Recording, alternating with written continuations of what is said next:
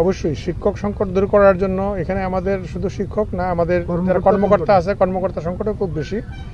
এই বিষয়গুলো দূর করার চেষ্টা করব এবং এখানের স্কুলগুলোকে এবার অন্যরকম ডিজাইনে করা যায় কিনা, যে অনেক সময় যে বন্যা হয় তখন যেন এটা আশ্রয় কেন্দ্র হিসেবে ব্যবহৃত হতে পারে, এই বিষয়গুলো এবং যাতায়াতের জন্য কি করা যেতে পারে, কিংবা স্কুলগুলোর পাশাপাশি স্কুলের সঙ্গে ছোট ডরমিটরির মতো করা যায় কিনা, যে দূরে যারা থাকেন শিক্ষকরা সেখানে থাকতে পারেন সে স্কুলের পাশে।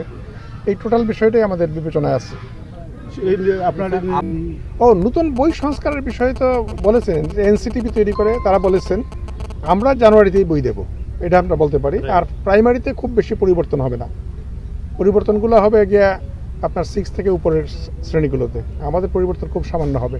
এর ক্ষেত্রে কোনো অনিয়ম হয় না, কারণ নিয়োগ এখন খুব ফেয়ার হয়। এখন বদলির প্রসঙ্গটা বেশ সমস্যাজনক, কিন্তু আমাদের বদলির একটা বড় অংশই এখন অনলাইনে হয় এবং সেখানে কোনো প্রভাবের স্থান থাকে না। এর বাইরে কিছু বদলি হয় বিশেষ বিশেষ জরুরি প্রয়োজনে, সেই ক্ষেত্রে কিছু অনিয়ম হতে পারে। অনিয়ম হলে আমরা দেখবো সেগুলো স্পেসিফিক অভিযোগ করে সেই এই বিষয় না, এটা এনসিটিভি দেখে এবং এনসিটিভি তারা কিন্তু এক্সপ্লেইন করেছে। প্রাইমারিতে খুব বেশি পরিবর্তন হবে না, পরিবর্তনগুলো হবে গিয়া আপনার 6 থেকে উপরের শ্রেণীগুলোতে আমাদের পরিবর্তন খুব সামান্য হবে।